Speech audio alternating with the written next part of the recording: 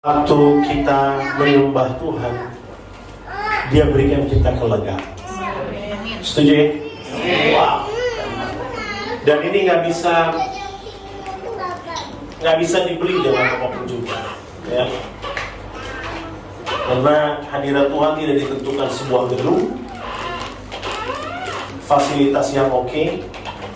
Kita di dalam sauna hari ini, jadi pasti kita sehat lah ya. Puji Tuhan, keringat lagi gitu ya. Dalam sauna, but we are happy, amin. Oh, happy banget gitu. Nah gini, tema kita di bulan ini adalah delighting the King's Word.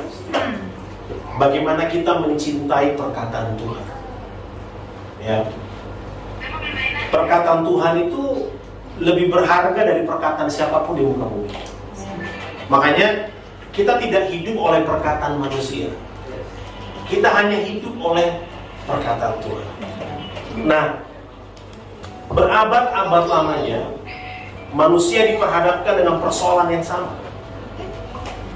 Mulai dari zaman purbakala terus sampai hari ini manusia diperhadapkan dengan sebuah situasi yang dia nggak bisa menang secara kekuatan. Makanya in some point, manusia perlu berdamai dengan dirinya sendiri. Terhadap apa? Terhadap semua. Apalagi tantangan generasi saat ini begitu luar biasa, ya kan? Saya sadar betul, ya, tantangan generasi sekarang ini bisa membuat banyak orang untuk tidak mengenal daripada rencana Tuhan. Tapi sekali lagi, firman Tuhanlah jawaban dari semuanya. Gini. Kalau manusia perlu berdamai dengan dirinya sendiri, berarti apa tujuan atau blueprint rencana awal Tuhan bagi kita? Ya. Orang perlu mengerti kenapa saya ada di dunia ini. Why am I here? Kenapa saya ada? Apa purpose-nya? Tujuan Tuhan ciptain saya. Cuma jadi hamba Tuhan? Nah. Saya selalu ulang-ulang ini kepada kedua anak saya, baik yang tahun ini akan wisuda, doakan puji Tuhan. Baik yang SMA, saya bilang buat anak saya, kamu harus tahu tujuan kenapa kamu ada di muka bumi. Sebab masuk surga nggak boncengan, ya kan? Bukan karena papi mami hamba Tuhan lalu kemudian segala sesuatunya udah kamu nggak perlu kerjakan apa-apa. Semua orang punya pertanggungjawabannya masing-masing di hadapan Tuhan. Nah hari ini, mari kita pahami gitu, bahwa manusia diciptakan sebagai seorang yang harus memerintah dalam diri. Dan manusia, blueprintnya adalah penguasa. Makanya Alkitab kita berbicara tentang kingdom, kerajaan. Dari tadi lagu yang kita nyanyikan, lagu-lagu yang temanya kerajaan Allah, betul nggak? Kenapa? Karena kita ambasador. Kita ini adalah duta besar kerajaan Allah di muka bumi. Amin. Ya kan? Kita representasinya, kita perwakilannya. Ya, karena kita perwakilan daripada kerajaan Allah di muka bumi, berarti satu hal yang kita pahami bahwa manusia diciptakan bukan untuk dikuasai. Bukan untuk diperintah, tapi dia menguasai dan memerintah. Persoalannya, dia tidak diciptakan untuk menguasai dan memerintah manusia yang lain. Dia diciptakan untuk menguasai dan memerintah ciptaan Tuhan yang lain, bukan sesama manusia. Berarti seharusnya kembali, baper itu tidak ada di kita. Amin. Kepahitan, tersinggung, saya suka bilang gini, orang kalau udah bertobat tersinggung kampungan. Kenapa? Karena dia berarti diperintah dari luar, dikuasai dari luar. Gengsi harusnya tidak lagi memerintah dalam diri kita. Karena kehendak Tuhan lebih besar dari apapun juga yang ada di dunia. Karena ini dia, blueprint Tuhan bagi Anda dan saya adalah berkuasa dan memerintah. Nah ini dia, makanya prototipe pemerintahan pertama kali diperkenalkan oleh siapa? Oleh Sang Pencipta. Bahkan prototipe pemerintahan itu diciptakan oleh Sang Pencipta sebelum manusia ada di muka bumi. Dimulai daripada kitab Musa. Coba buka Kejadian pasal pertama, ayatnya yang kedua dan ketiga. Karena firman Tuhan itu kekuatan yang begitu besar bagi Anda dan saya. Ketika Allah pada hari ke-7 telah menyelesaikan pekerjaan yang dibuatnya itu, berhentilah ia pada hari ke-7 dari segala pekerjaan yang telah dibuatnya. Lalu Allah memberkati hari ke-7 itu, Kejadian 1 maksud saya.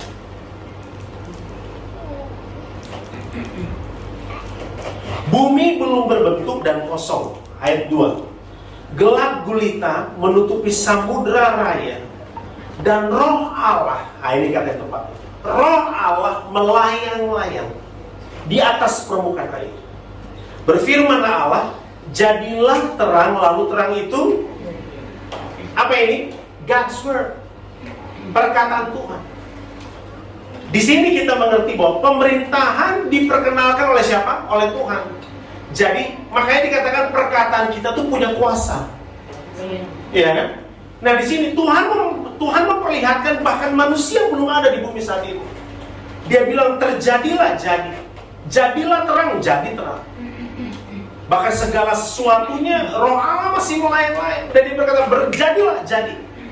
Tuhan lagi kasih contoh buat manusia bahwa kalau Bapamu punya kuasa atas segala sesuatu, maka anaknya juga punya. Amin. Tapi persoalannya di sini manusia belum ada. Karena tujuan pemerintahan adalah untuk menjaga tatanan. Kenapa kita perlu berkuasa? Kenapa kita perlu mendengar perkataan ini? Karena ada banyak tatanan kehidupan manusia gagal cuma karena ambisi sesaat. Semua tujuan pelayanan bisa gagal cuma karena apa? Tidak mengerti apa rencana Tuhan dalam dirinya. Dia tahu firman tapi dia tidak memahami bahwa tujuan daripada kita adalah kingdom, king and dom. Dom itu dua artinya. Pertama domain, wilayah. Kedua adalah dominion, berkuasa atas wilayah yang Tuhan tetapkan.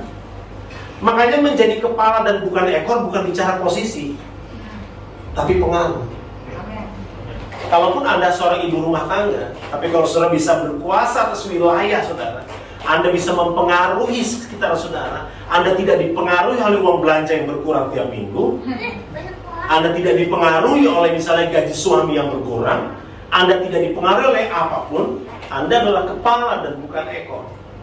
Makanya perkataan kepala dan bukan ekor bukan lu jadi direktur. Oh hebat ya, dulu dia cuma pimpin pujian, sekarang dia khotbah. Padahal sama aja sebenarnya. Kamu mau asyir kan, kamu mau pimpin pujian, kamu mau khotbah, dia dapat Tuhan sama aja. Nothing different. Ini bicara apa? Influence. Makanya sampai hari ini saya tidak pernah meninggalkan panggilan saya. My calling is a worshiper. Sekalipun gitu ya, terakhir di Bali Blessing itu 2000 berapa ya? 2007. Tapi sampai hari ini kalau diminta pimpin pujian, saya suka. Bahkan kalau nggak diminta, saya mengajukan dia. Ya kan? Seperti Tuhan ngomong sama Zakheus, Zakheus, turunlah, aku tidak makan di rumah. Amin? Ya nggak diundang makan, tapi dia mengundangkan makan. So hari ini, saya mengundangkan diri saya untuk pimpin pujian bersama dengan yang lain. Karena saya tahu, kita harus bergerak pada posisi yang Tuhan tetapkan bagi setiap kita. Ini dia. Tujuan pemerintah adalah untuk menjaga tatanan dan ini untuk setiap daripada kita mengerti apa tujuan Tuhan dalam kehidupan kita. Kita menemukan ya bukti dari hal ini sebagai salah satu motivasi Tuhan menciptakan manusia. Jadi kalau ditanya apa sih sebenarnya motivasi Tuhan menciptakan manusia? Dalam komunitas seringkali orang bertanya, kenapa sih Tuhan ciptain saya? Bahkan Daud pernah berkata dalam kitab Mazmur, siapakah aku ini Tuhan? Sehingga engkau memperhitungkan aku. Menurut Anda, apa motivasi Tuhan menciptakan saya dan saudara? Motivasinya cuma satu, supaya kita punya kekuatan memerintah dan berkuasa. Sebab dunia, bumi di mana kita berada, perlu dikuasai dengan atmosfer surga. Amin. Itu sebabnya saya berkali-kali berkata di banyak tempat bahwa tidak ada hubungannya kemuliaan dengan tepuk tangan. Ketika orang berkata beri kemuliaan, berarti lapangan sepak bola penuh kemuliaan. Karena semua orang bertepuk tangan. Kemuliaan itu adalah bobot ilahi, potensi ilahi yang Tuhan mau taruh. Nah, kalau kita ngerti Tuhan kasih contoh, jadilah terang, jadilah ini, jadilah ini. Tuhan sedang bilang buat kita punya kekuatan yang sama di muka bumi. Ketika perasaan saudara, ketika semuanya mencoba dikendalikan, sekarang saya mau tanya, tadi kita nyembah, kita mungkin lupa sama hutang gitu. Tadi kita nyembah sampai semua air dari gorong-gorong kita keluar semua. Kita lupa sama sakit kita. Ya kan? Kita lupa mungkin minggu lalu atau tadi kita lagi ada problem. Kita lupa semua. Kenapa? Betapa indahnya Tuhan. Nah, saudara tahu nggak? Ini yang Tuhan mau bilang untuk kita, bahwa kalau kamu dikuasai oleh Roh Allah, maka kamu punya kekuatan untuk menguasai apapun yang di muka bumi ini. Tapi tidak berkuasa atas manusia. Penyembahan itu adalah sebuah bungkusan besar untuk jawaban kenapa Tuhan menciptakan Anda dan saya. So that's the reason. Karena Tuhan mau gini, manusia punya kekuatan untuk berkuasa atas segala yang diciptakan Tuhan di muka bumi. Jadi dia tidak boleh dikuasai oleh perasaannya. Dia tidak boleh dikuasai oleh perkataan manusia. Dia tidak boleh dikuasai oleh perkataan siapapun kecuali perkataan Tuhan. Ketika orang berkata lebih mudah menjadi seorang pengikut Yesus daripada menjadi seorang Kristen. Karena firman Tuhan itu nggak mudah. Siapa bilang? Ayatnya bilang perkataan Tuhan itu jauh lebih mudah. Perintah-perintah Tuhan tidak ada yang sulit. Perintah Tuhan itu mudah kalau kita mau melakukannya. Persoalannya sulit kenapa? Karena kita nggak ngalamin perjumpaan dengan kebenaran. So, delighting the King's Word artinya adalah begini. Waktu di mana Anda dan saya memberi diri untuk Tuhan kuasai dengan perkataan. Ketika kita dikuasai dengan perkataan Tuhan, nggak ada satu celah dalam diri kita untuk perkataan lain boleh hinggap. Nah, kita menemukan ini, bahwa motivasi Tuhan menciptakan saya dan saudara adalah untuk berkuasa dan memerintah. Penyembahan yang baru saja kita lakukan itu bukan perform. Setuju kan? Bukan. Itu adalah hidup yang kita bangun tiap hari. Saudara tidak bisa berpura-pura di hadirat Tuhan. Tidak bisa. Itu adalah kehidupan yang kita bangun tiap saat.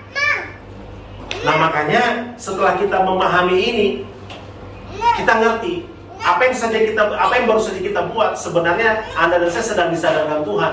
Terbukti bahwa saudara dan saya tidak dikuasai oleh keadaan ini. Amin. Ya, Ukraina, Rusia boleh perang, hadirat Tuhan tetap di atas segala sesuatu. Kita nggak dikuasai tadi. Saya yakin kalau tadi ada gempa kita juga nggak rasa karena kita semua bergoyang. Betul nggak saudara? Kita mungkin nggak akan rasa karena kita udah nggak peduli. Karena di dalam hadirat Tuhan semua ego dihancurkan. Makanya kenapa kita perlu mencintai firman Tuhan? Karena itu rencana awalnya. Coba lihat Kejadian pasal yang kedua, ayatnya yang ke-4b sampai 6. Ketika Tuhan Allah menjadikan bumi dan langit, belum ada semak apapun di bumi, belum timbul tumbuh-tumbuhan apapun di padang. Sebab Tuhan Allah belum menurunkan apa? Hujan ke bumi, dan belum ada orang untuk mengusahakan tanah itu. Dari ayat ini kita melihat ya, bahwa Tuhan mengizinkan satu pertumbuhan yang tidak produktif. Loh, kenapa Tuhan mengizinkan? Sederhana, karena pengelolanya belum ada. Halo, pengelolanya belum ada. Dari ayat ini kita melihat bahwa Tuhan mengizinkan satu pertumbuhan yang tidak produktif terjadi di bumi karena memang belum ada yang mengusahakan bumi. Jadi sebelum Tuhan jadikan saya dan saudara, infrastruktur dia siapkan, environment-nya dia siapkan. Kenapa? Harus ada pengelolanya, harus ada manajernya. Nah, manajernya ini disebut Anda dan saya. Dan saudara perhatikan, kita pun diciptakan dengan perkataan. Karena perkataan Tuhan adalah sebuah hukum yang tidak bisa dilanggar oleh manusia siapapun. Amin? Nggak bisa. Makanya jangan main-main dengan firman Tuhan. Kita tidak boleh menambahi maupun mengurangi. Perkatakan firman Tuhan, apapun keadaan saudara, dalam situasi apapun, firman itu punya kuasa. Waktu Tuhan ciptakan semuanya belum timbul. Ya memang pada waktu itu hujan belum turun dari langit. Waktu di zaman ini perairan itu masih dari bawah ke atas, belum dari atas ke bawah. Tapi apapun itu, sebenarnya Tuhan sedang mau bilang bahwa pengelolanya belum ada. Karena prinsip kerajaan, Tuhan siapkan perwakilannya supaya dia bisa berkuasa atas semua yang diciptakan. Nah, baru kita paham ini Kejadian 1 ayat 26. Kita kan suka ayat ini kan, bahwa dalam kesurupan dengan Allah kita memerintah. Tapi saya dan saudara nggak bisa memerintah tanpa perkataan Tuhan. Kekuatan daripada seseorang yang diutus untuk memimpin, untuk memerintah, terletak pada statementnya, terletak pada komitmennya, terletak pada apa yang sudah ditetapkan. Makanya saya dan saudara nggak akan mungkin mampu hari ini melayani kalau perkataan Tuhan nggak ada dalam itu. Setuju nggak saudara? Nah mungkin kita bisa ekspresif seperti tadi, kita alami, dan saya percaya ini bukan cuma hari ini, dari minggu-minggu kemarin kita alami, dan seterusnya makin lama makin besar lagi kita akan alami hal yang seperti itu. You know why? Sebab perkataannya berdiam. Amin, Bapak Ibu Saudara. Perkataannya berdiam dalam diri kita. Pemerintahan Tuhan adalah idenya sendiri. Persoalannya bangsa Israel menolak untuk Tuhan berkuasa. Ide awalnya adalah Tuhan berkuasa, sorga langsung memimpin bumi. Tapi manusia mencari pemimpin lain. Dan kejatuhan manusia dalam dosa adalah bukti perlawanan manusia dan keterpisahan kita daripada kekuasaan Tuhan. Nah, kenapa delighting the King's word ini menjadi penting? Karena ketika saudara mencintai perkataan Tuhan, maka saudara akan tahu perkataan itu punya kekuatan dan daya cipta yang besar. Coba saudara bayangkan, dia cuma ngomong, seluruh dunia ini cuma tercipta dengan sebuah satu perkataan aja. Terciptalah, terciptalah, terciptalah. That's it, nggak ada yang lain. Jadi hari ini saya dan saudara punya kekuatan untuk memerintah di dalam diri saudara, untuk Anda tidak dikuasai oleh apapun. So, keep your mouth. Jaga mulut saudara, jaga perkataan yang keluar dari saudara. Karena kalau saudara dipenuhi dengan perkataan itu punya kekuatan untuk membuat Anda dan saya tampil berbeda dari yang lain. Saudara, kita berbeda bukan karena kita punya pakaian yang berbeda, tapi karena nilai. Setuju? Karena nilai. Value itu penting. Value itu diletakkan pada sesuatu yang nilainya di atas ambang rata-rata, atau biasa kita kenal sebagai istilah above average. Value itu ditetapkan di situ karena apa? Ada harganya. Perkataan Tuhan itu powerful, kenapa? Karena dia sendiri yang mengatakannya, dan dia sendiri berkorban bagi manusia di kayu salib supaya perkataannya termatrai oleh darahnya.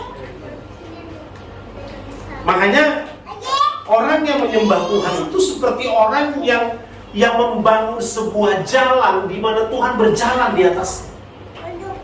Amin, saudara. Ya. Orang yang menyembah Tuhan, Mazmur bilang, waktu kamu menyembah Tuhan, waktu kamu bangun hadirat Tuhan, kamu sedang membangun satu jembatan di mana Tuhan akan berjalan lewat di atasnya. Kalau Tuhan berjalan di atasnya, itu powerful. Kalau Tuhan berjalan di atasnya, Tuhan lagi mau bilang gini, aku berkuasa penuh atas kedaulatan manusia. My God. Haleluya. Amin, saudara. Nah, makanya perkataan Tuhan tidak bisa diremehkan. Roma 8, tapi bukan ayat 28. Ya. Roma 8 bilang apa, saudara? Coba.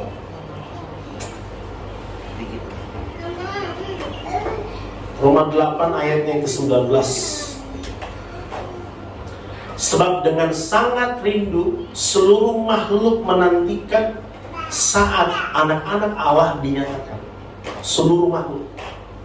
Karena seluruh makhluk telah ditaklukkan kepada kesia-siaan. Bukan oleh kehendaknya sendiri, tetapi oleh kehendak Dia yang telah menaklukkannya. Tetapi dalam pengharapan, karena makhluk itu sendiri juga akan apa? Dimerdekakan dari perbudakan kebinasaan dan masuk ke dalam kemerdekaan kemuliaan anak-anak Allah. Dari ayat ini kita belajar bahwa pemerintah adalah hal yang serius karena seluruh dunia sedang menantikan. Saudara, kalau Anda powerful di dunia saudara, di pekerjaan Anda powerful di dalam pelayanan, powerful dimanapun, seluruh makhluk sedang menantikan. Kenapa? Karena orang-orang yang powerful dipenuhi oleh firman Tuhan. Kalau dia powerful, kalau dia luar biasa dalam pekerjaannya, dalam semua yang dia lakukan, Tuhan dimuliakan. Orang mau lihat, kenapa dia bisa seperti ini? Apa yang membuat dia sampai di tempat ini? Apa yang membuat dia bisa jalan sejauh ini? Itu dia, firman, nggak ada yang lain. Karena firman Tuhan itu adalah perkataan yang hidup. Itu adalah sebuah hukum yang wajib dan harus saya dan saudara renungkan. Haleluya. Makanya Tuhan ngomong sama Yosua, ya kan? Dia ngomong buat Yosua, renungkanlah firman itu siang dan malam. Why? Gini loh saudara, kekurangan ke kita adalah perenungan. Perenungan itu akan melahirkan satu pemahaman yang kuat. Ya, kalau saudara sering merenung sesuatu, tentunya bukan merenung yang enggak ya, tapi merenung yang benar. Kalau saudara baca firman Tuhan, saudara baca kayak gimana? Baca koran gitu, ayat 1-10 yang penting selesai.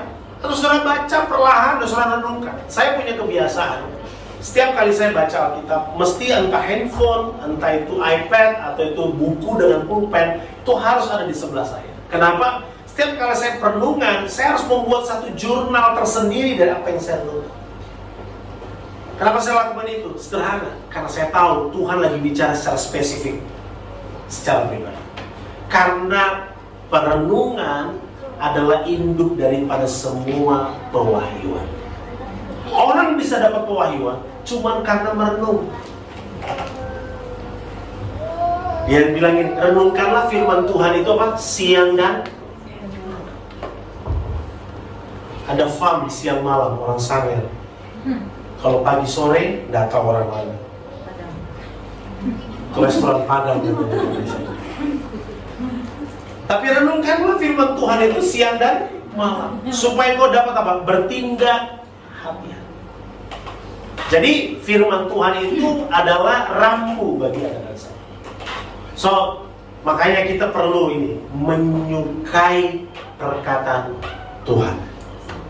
Seberapa sering kita merenungkan firman Tuhan? Kadang-kadang kita pikir ya, waktu kita baca renungan harian, kita sudah Tuhan udah bicara semua buat kita. Padahal renungan harian yang kita baca itu perenungan orang lain yang kita baca. Salah nggak salah, tapi Anda harus punya perenungan pribadi. Karena perenungan itu akan melahirkan motivasi penyembahan. Amin. Ya kan? Perenungan itu akan melahirkan satu motivasi penyembahan. Karena saat manusia menolak pemerintahan sorgawi, ini dia saya mau bilang, ia sedang menjadi sumber program daripada tatanan dunia. Kenapa Tuhan bilang gini? Datanglah kepadaku yang letih lesu dan berbeban berat. Kita letih lesu dengan apa? Kita beban berat dengan apa? Dengan semua peraturan dunia, bukan dengan firman Tuhan. Saya ulangi. Waktu Tuhan bilang gini, datanglah kamu yang letih lesu dan berbeban berat, maka aku akan memberikan padamu apa? Kelegaan. Pertanyaan saya, manusia letih lesu dan beban berat dengan apa? Dengan perintah dunia, bukan dengan perintah Tuhan. Karena perintah Tuhan tidak akan pernah membuat Anda letih lesu dan beban berat. Halo? Nggak akan. Tapi kalau Tuhan bilang ini, datanglah kamu yang letih lesu dan berbeban berat, maka aku akan memberikan kelegaan. Karena manusia dibebani dengan beban dunia.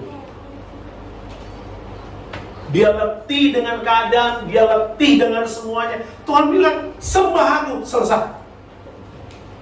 Haleluya. Kenapa Daud begitu powerful? Ini keren Daud ini. Kenapa Daud jadi powerful? Karena dia nggak punya kekuatan yang lain.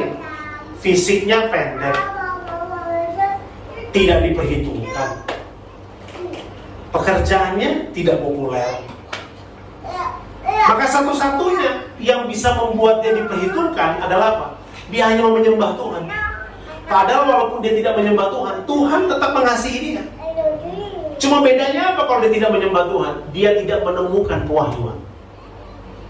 Halo. Saudara, kalau Anda tidak punya waktu untuk Tuhan, saudara akan miskin pewahyuan. Kalau saudara miskin pewahyuan, saudara nggak akan tahu perusahaan saudara mau dibawa kemana, pekerjaanmu mau dibawa kemana, pelayananmu mau dibawa kemana, rumah tanggamu mau dibawa kemana. Kenapa? Karena kita nggak punya pewahyuan akan semua yang kita kerjakan. Bahkan kamu nggak ngerti pernikahanmu mau dibawa kemana, tujuan dari semua ini apa. Makanya bagus ya kalau seseorang itu betul-betul dalam sampai pada sebuah titik yang paling nol. Orang bilang titik nadir. Karena saat itu satu-satunya hal yang bisa dilakukan cuma gini. Thank you Lord. Amen. Satu-satunya hal yang bisa dilakukan cuma thank you Lord. Kenapa? Semua sudah nggak bisa diandalkan. Keadaan sekeliling dia, situasinya. Tapi dengar, Tuhan tidak pernah memalingkan wajahnya dari kita. Karena jelas firman-Nya bahwa bukan kamu yang pilih aku, tapi aku yang pilih kamu. Kalau dia pilih saya dan saudara, dia pilih kita on purpose. Ada tujuan. Amin. Ada tujuan. Oh iya, dia pilih kita serupa dan segambar supaya memerintah dengan dia. Gak cuma sampai di situ, lebih daripada itu. Blueprint Tuhan besar buat kita. Bayangkan, nafas yang kita hirup ini nafasnya dia. Dia beri itu dalam diri kita supaya kita mengerti bahwa makanya gini, kenapa orang tidak pernah bersuka cita, selalu murung, penuh dengan kekhawatiran dan ketakutan? Sederhana. Coba perhatikan hubungannya dengan Tuhan. Halo? Coba perhatikan hubungannya dengan Tuhan. Karena hubungan dengan Tuhan itu segalanya. Yes. Amin. Segalanya. Matius 4 bilang ini.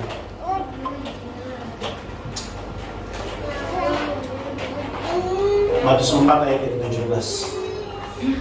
Sejak waktu itulah Yesus memberitakan, ini adalah satu respon dari Tuhan atas semua keadaan yang ada.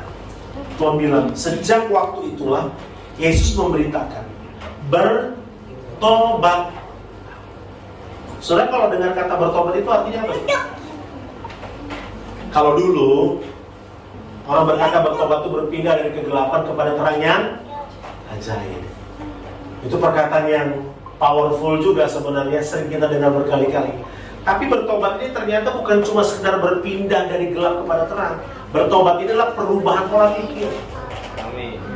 Karena kata bertobat, repent, itu adalah metanoia. Perubahan pola pikir. 180 bukan 360. Kalau 360 balik lagi. Jadi kalau dulu mau gila, balik gila ulang. Kira-kira begitu kan? Nah, bukan.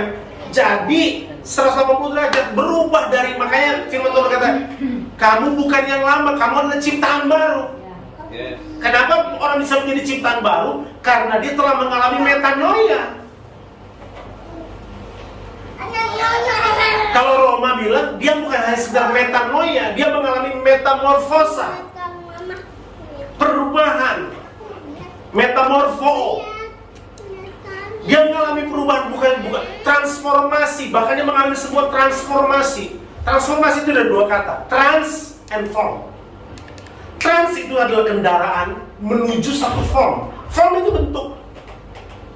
Jadi kalau air dalam botol, dia bentuknya kayak botol. Air dalam kendi, bentuknya kayak kendi. Anda dan saya perlu punya penundukan diri supaya kendaraan untuk sampai pada kehendak Tuhan terjadi. Transform. Nah, disinilah kita mengerti, disinilah kita memahami apa yang Tuhan mau. Bahwa bertobatlah. Sederhana loh Tuhan bilang. Sejak waktu itulah, karena Yesus melihat sebuah respon, satu kumpulan keadaan yang membuat manusia keluar dari tatanan yang sudah dia tetapkan. Karena kerajaan Allah itu adalah kunci damai sejahtera. Saudara, kerajaan Allah itu bukan hal baru. Itu hal yang ada sejak dahulu. Dan kerajaan Allah itu adalah kunci daripada sukacita dalam kehidupan kita. Kalau Tuhan memerintah dalam diri kita, kita pasti full of joy. Amin. Ya kan? Karena hati yang gembira adalah obat. Hati yang gembira itu dari mana datangnya? Karena kerajaan Allah memerintah. Kalau kerajaan Allah memerintah, jelas Tuhan bilang, datanglah kepadaku yang letih lesu dan berbeban berat. Apakah saudara sedang letih lesu dan berbeban berat? Coba lihat dari wajahnya. Ya?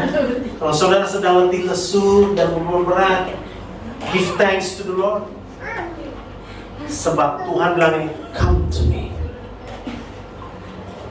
Haleluya, come. Kata yang dipakai di situ adalah worship. Amin. Haleluya, worship. Tuhan ketemu dengan semua orang, dia bilang come to me. Dia ketemu dengan murid-muridnya, datang dan ikut aku. Dia cuma mau bilang gini, sembah aku. Kamu sibuk jadi nelayan, kamu sibuk jadi pemungut cukai. Sekarang tiba waktunya kamu hanya menyembah satu nama, di mana nama itu membuat kamu maksimal dalam seluruh kehidupanmu. Come to me, come to me.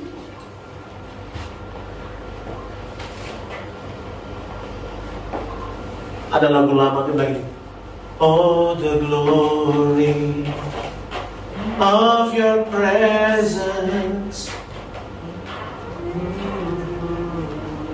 Kemuliaan akan hadirat Tuhan itu lebih dari apapun juga. Sejak waktu itulah, ini penting ya, paraphrase ini ditekankan di depan. Sejak waktu itu, sejak kapan? Sejak dimana manusia keluar dari tatanan Tuhan. Yesus datang ke muka bumi dan dia berkata, bertobat.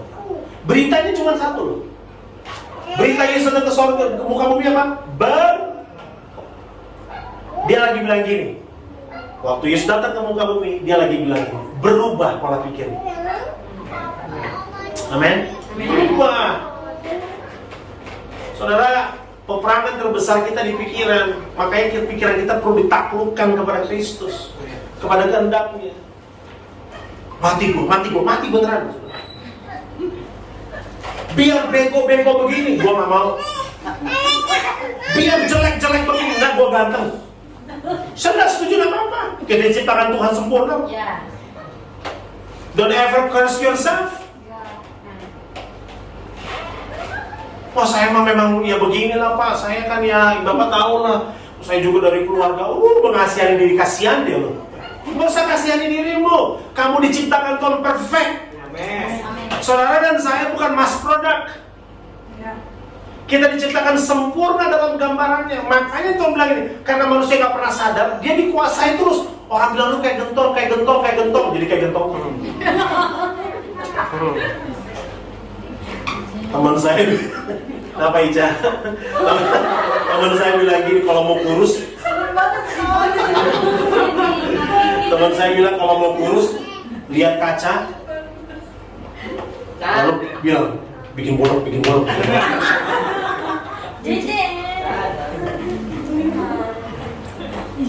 Harus ngerti gitu.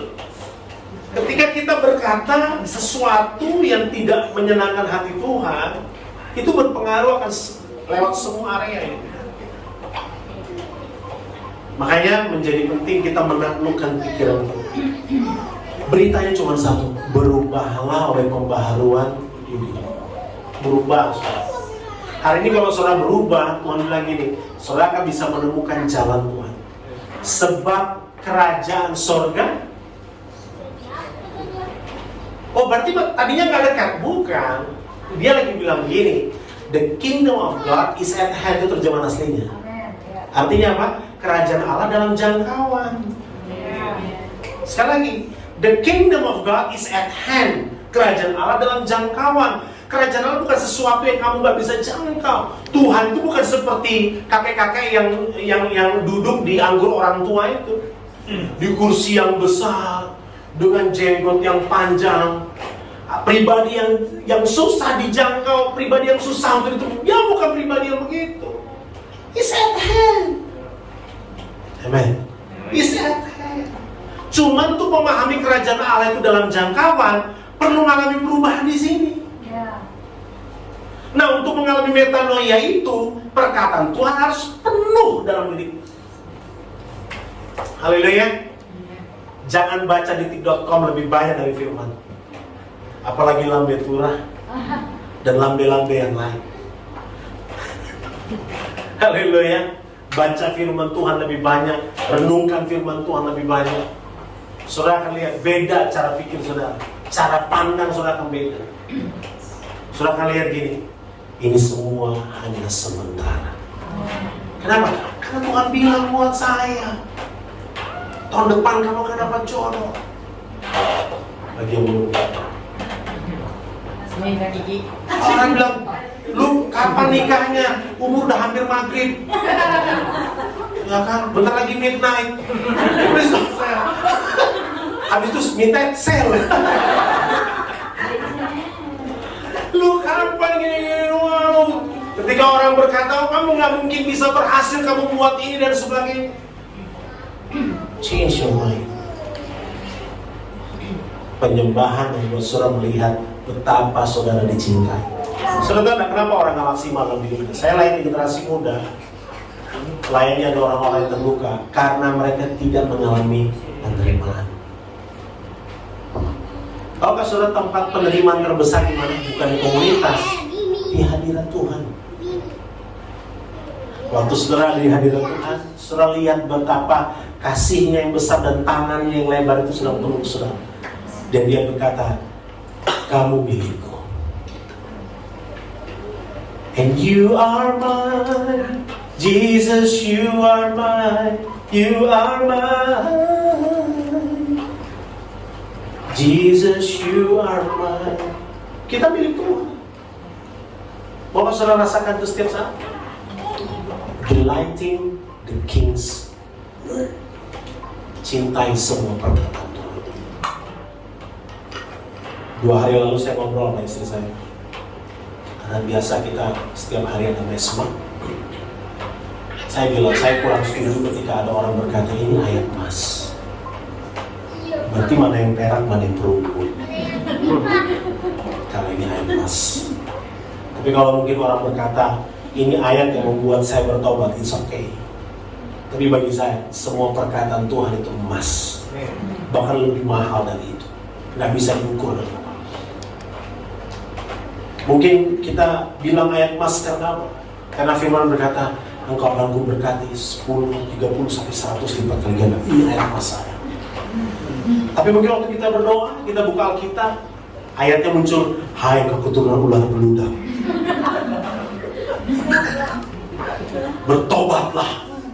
Wah ini bukan ayat saya. Ini for dia ini, bukan saya. Ular beludak, so dia itu ular beludak itu. Bukan. Firman Tuhan itu apapun bunyinya itu buat kita. Amen. Ya kan? Jangan sampai kita dengar firman Tuhan, coba dia datang, ini dia ini. Atau kita datang kita sayang, mati dia. Terus Pak Pendeta, so kena dia. Lihat, gue bilang juga apa. Nah, firman Tuhan buat kita, bukan buat orang lain. Jadi kita renungkan firman itu, kekuatan kita. Kenapa saya suka menyembah sederhana? Karena penerimaan terbesar ada dalam hadirat. Kalau komunitas ini adalah komunitas yang menyembah, saya percaya akan lebih banyak lagi orang-orang yang Tuhan kirim. Untuk apa? Untuk dipulihkan. Karena aku dipulihkan untuk memulihkan. Kita adalah rumah di mana rumah ini, Light Discipleship Community, adalah rumah di mana kita dipulihkan untuk memulihkan orang lain. Ini adalah rumah untuk bertumbuh dan berbuah. Sudah bertumbuh, sudah berbuah. Kenapa? Firman Tuhan, perkataan Tuhan, powerful dibanding apapun yang ada di muka bumi. Hari ini, saya mau berdoa satu hal. Tuhan mau sembuhkan yang sakit. Haleluya. Sakit di sini nggak selamanya sakit fisik, bisa juga sakit jiwanya, sakit hatinya, terluka dengan perkataan orang lain, terluka dengan pelayanan, terluka dengan pendeta, terluka dengan siapa saja, mentor, atau mungkin memang sakit secara fisik. Tuhan bilang gini, biar perkataan Tuhan yang menyembuhkan kita, nggak yang lain, hanya perkataan Tuhan. Makanya firman-Nya bilang, bila kamu mengetahui kebenaran, kebenaran itu memerdekakan. Jadi perkataan Tuhan itu memerdekakan. Haleluya. Bukan penilaianmu yang memerdekakan, bukan apa yang kamu tahu, bukan pengalaman kamu yang memerdekakan kamu. Firman Tuhan yang memerdekakan.